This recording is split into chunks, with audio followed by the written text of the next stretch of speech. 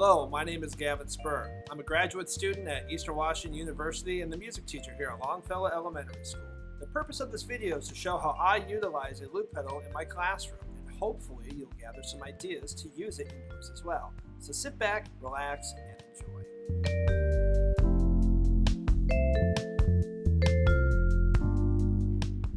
You might be asking yourself, what is a loop pedal?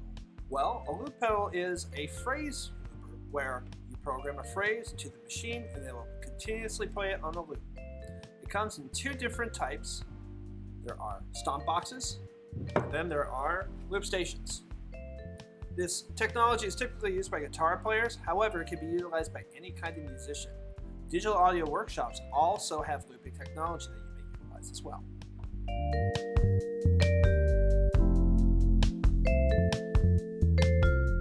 Why use loop pedal technology? ISTE Standard 1.1D reads, students understand the fundamental concepts of technology operations, demonstrate the ability to choose, use, and troubleshoot current technologies, and are able to transfer their knowledge to explore emerging technologies. ISTE Standard 2.1A reads, set professional learning goals to explore and apply pedagogical approaches made possible by technology and reflect on their effectiveness. Using a loop pedal is also a great way to utilize contemporary performance technology in the classroom, and our survey shows that there is an interest in seeing how it can be utilized in the classroom.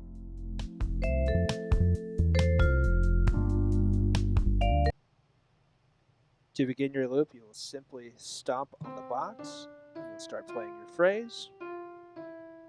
Once you have your phrase completed, you'll stomp on the box and it will continuously loop it. It will also automatically set up an overdub that you can play over your first loop.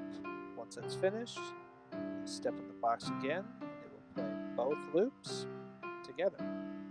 You can also add another dub by stepping on the box and adding one more layer. So as soon as you're done adding to that layer, you stomp on the box again, and now it'll play your additional layers.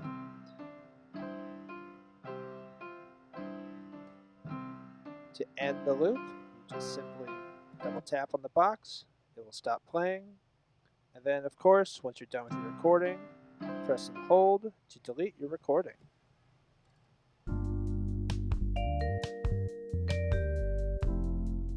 Let me explain my method of how I create music for my classroom.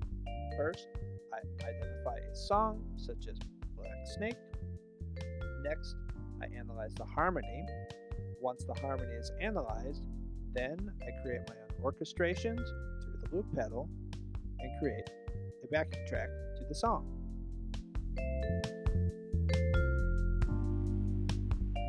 Here are some different lesson examples that show you different ways that you could utilize loop pedals in a classroom setting. These lessons also feature different kinds of technology that help complement the loop pedal as well as the lesson. Hopefully, these will give you some ideas of how you can implement technology in your classroom.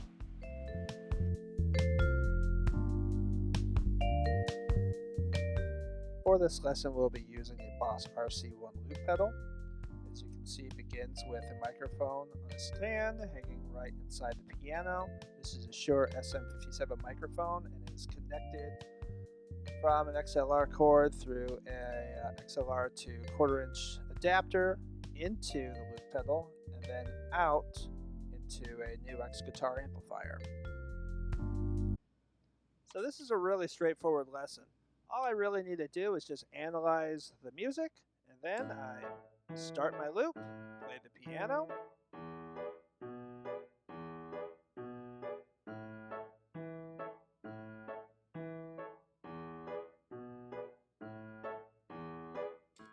then I end the loop, and then I have my song ready to go. And then from here, we can sing the song in class, we could make all sorts of fun activities that are Wagon themed or Tools themed, and I can turn off the loop whenever I need to teach or instruct, and there you have it.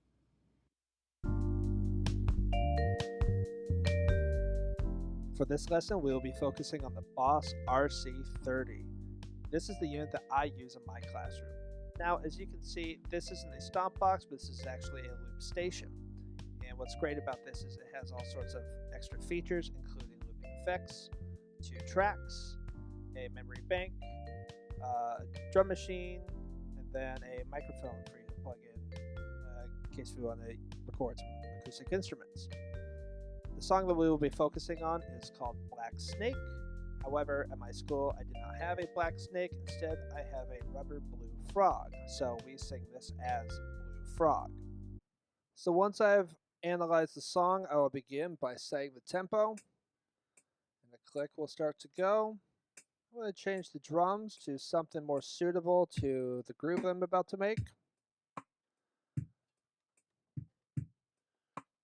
And now I'm going to begin my loop. First, I like to start with the bass.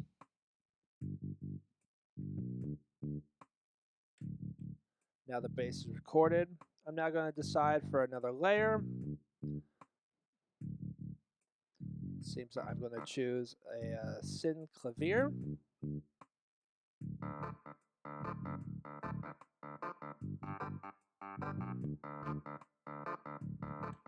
Now, as you can hear, I played a D minor chord instead of a D major chord. So in case if you make a mistake, all you have to do is hold the button down and you can erase that dub. And now I'm going to re-record it.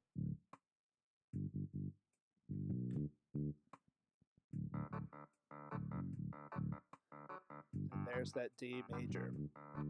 Much better. Once I've recorded that layer, I'm going to add one more.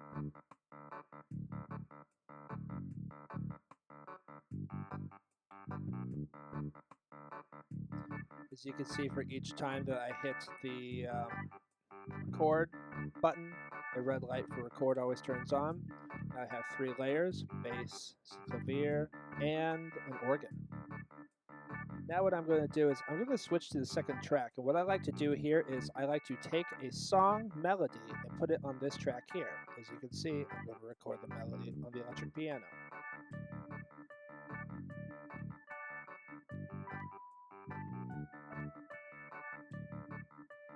And there you have it. You have your song. Now what's cool about this is now that I have the song on a separate track, I can turn that up just in case if I need my students to pay closer attention to that melody, or I can turn it down if the students are doing a better job.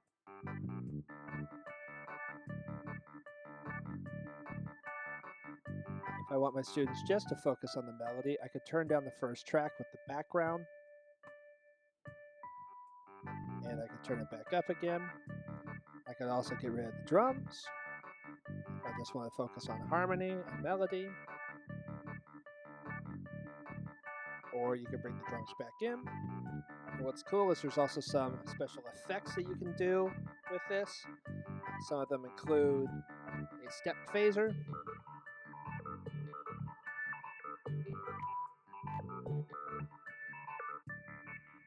a sweep filter,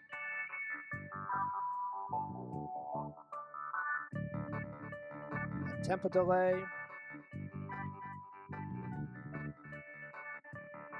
and lo-fi.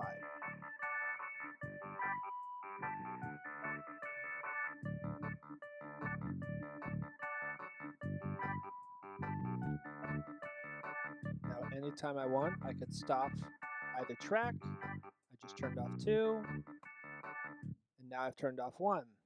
What's great about this is now I could save this song into my memory bank, which lasts for about over 3 hours worth of recorded music. And there I have my song.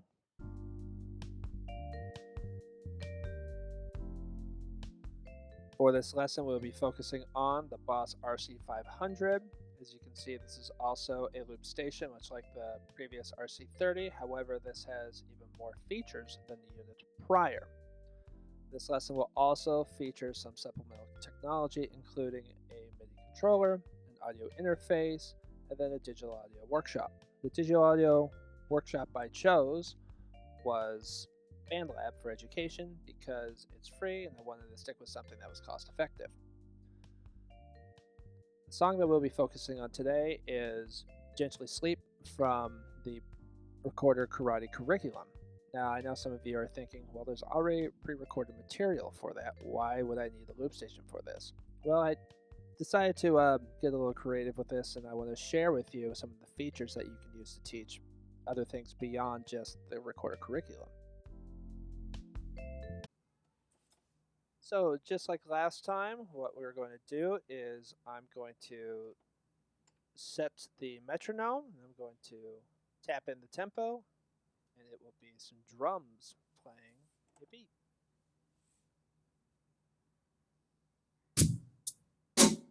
There we go.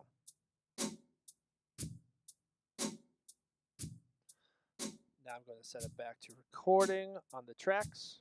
As you can see, the RC500 has 5, and we're going to utilize, I think we're going to utilize all of them today, actually. So first I'm going to set up, it looks like the strings. So what I'll do is I will press the track and record the strings. And as you can see, it is lit up red, meaning it is recording. You just gotta love that MIDI sound.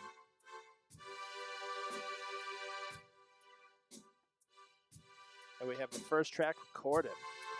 Now we're gonna move on to something else. So I move over to the DAW. I select a new sound. Let's see what I choose. I'm going to choose MIDI brass. Now, as you can see, I didn't start right at the beginning of the phrase to record the loop, but that's okay, because it's just going to stay within those pre-recorded parameters. And then once the recording is done, it turns from red to yellow. And I press the button and it turns back to green. Now I'm going to choose a new sound for a new track.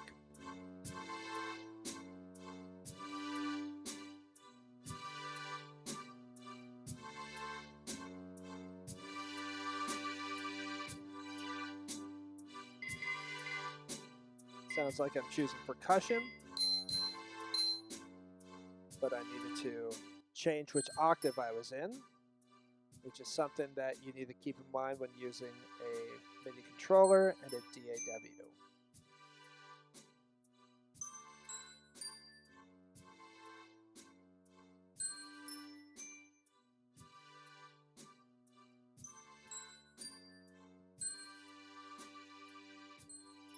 And that's 3 tracks recorded.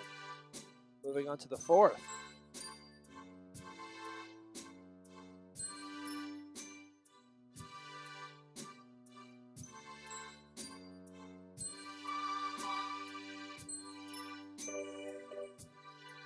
Dropping down an octave, sounds like I'll be using choir.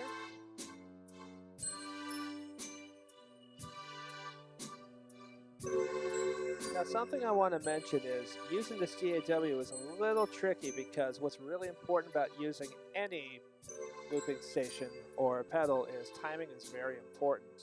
Because there was a delay, it was making it really challenging to record this stuff. So make sure that your timing is quite precise. So now we have 4 tracks recorded. We're moving on to the final track.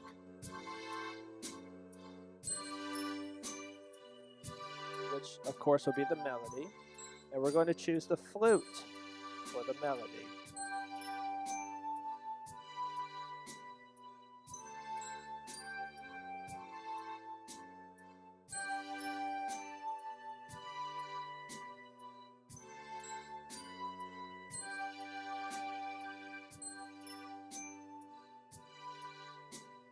There we have it. We have a recording. Now, if you notice, for each track, there is a volume knob, a volume switch. You can turn off the other ones by moving the switches off. And I just turned off the drums as well. Now, what's cool about this is I can press a button to turn off all sounds, and then the same button can turn it back on, like so. Which is nice when you're instructing class, you want to turn everything off. Just at the drop of a hat, you would just press one button instead of 5. Now, what I think is cool about this device for this lesson in particular is I actually chose these instruments specifically because they represent the different instrument groups. And so what you can do is you could also teach students how to identify different instrument groups by adding or subtracting different sounds. You could also have students leverage the technology by having them press on the buttons as well, which with this device is very nice because it's a lot more obvious because the buttons are nice, round, colorful, they're big. It's easy to explain to a child compared to like the RC30 or even the RC1. And so there you have it.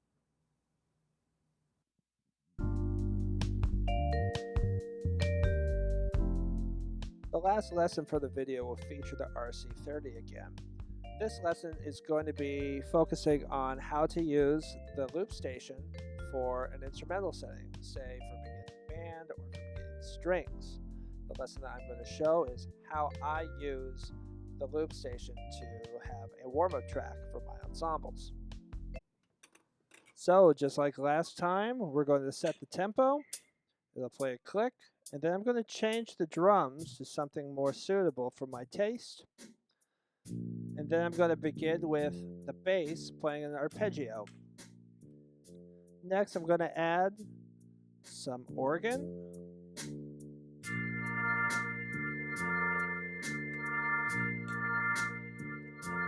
Now the organ's layered in, and now I'm going to add a keyboard for the final touch.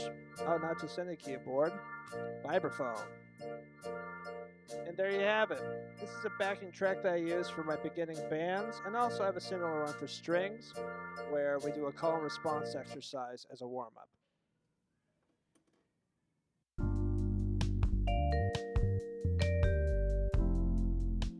Here's a list of loop pedal models. The ones featured in the video include the Boss RC1, RC30, and RC500. Other recommended models include the Digicheck Jamman and the TC Electronics Ditto.